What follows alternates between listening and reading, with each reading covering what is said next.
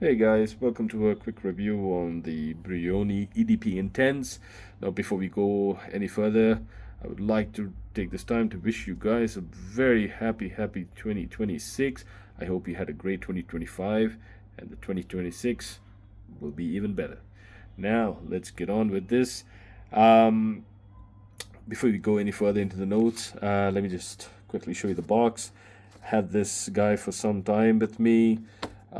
Somehow I kept the box, and I'm pretty sure after this review I'm going to dispose this box. So it's just your standard cardboard box, nothing special. Any other designers, that's what they do.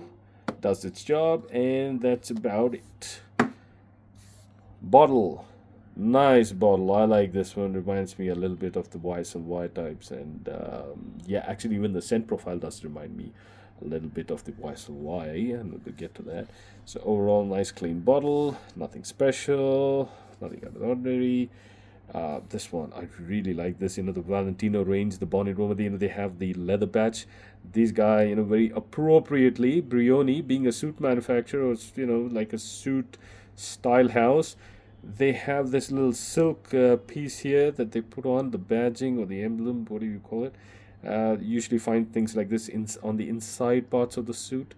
So they have that. So that's what it is. It's just, yeah, like a silk satin kind of a thing with the embroidery of the Brioni there. Very nice, very nice, good touch. Now this one's a magnetic cap.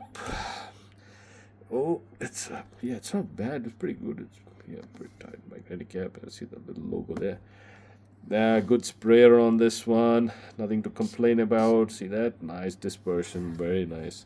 Not pressurized or anything like that. We don't really need a pressurized, atomizer. I think they're slightly overrated. They always get my eye for some reason. Now, putting this guy back. There you go. Wobble test. Wobble, wobble, wobble, wobble, wobble. It does, it does wobble, but it still holds into place. So it's not bad. It's not bad. But yeah, if you can, hold it by the bottle, please.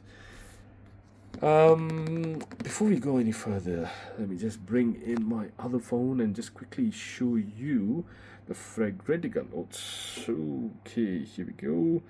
See that? It says Italian tangerine, bergamot, pink pepper, apple, green apple, patchouli, saffron, agarwood, oud, as they say, vanilla, and ambroxan. Now, since we got the notes out of the way now, let me actually go and explain the real feel. If you guys have any experience with YSLY, if you have YSLY or Acqua di Gios, you will like this one. I feel it's in the same realm of these freshy, sort of a light, floral patchouli kind of the green backing that they usually give. So the blues with a little bit of the green backs. I think that's what it does. It starts off with all the citrus notes, the bergamot and the tangerine, all that. I think then the sweetness also steps in with the green apple. So it's all fresh. The top and the mids are super fresh, very nice. And then the base notes, obviously the oud, and the ambroxan sort of elevates the oud as well.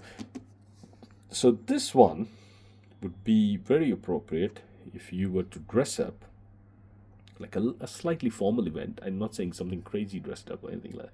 If you were planning to dress up, this would be really nice. So anyone over the age of 25, you have like a kind of a slightly dressy event. You don't want to be obnoxious with all these other loud scents, but you want something like like a statement piece. This one is no crazy projector or beast mode projector, as people like to call it. It's not that, but it does have a presence. It does have a very soothing, fresh presence, and the dry down, the oud, and all those the patchouli, they come out for sure. And the oud is not skanky, it's not barnyardy, it's nothing funky, nothing like that. It's a super easy oud, so don't worry too much about the oud part. I mean, if you absolutely hate oud, then probably just stay away from this because it'll dry down eventually into the oud. So, otherwise, this one's a great scent. This one's a very nice pickup. I think this guy is now going for about $50 now for the 100 ml.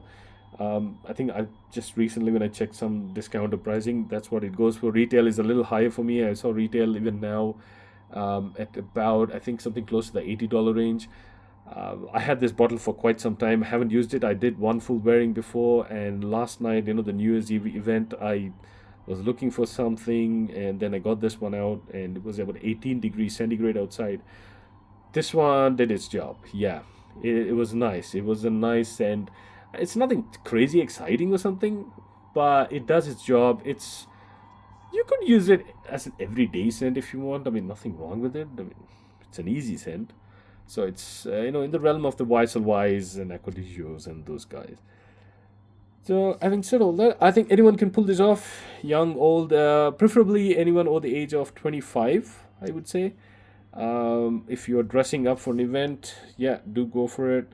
You could use this. I think even women can pull this off. Sure, some sort of a formal setting, workspace. You could use this to work.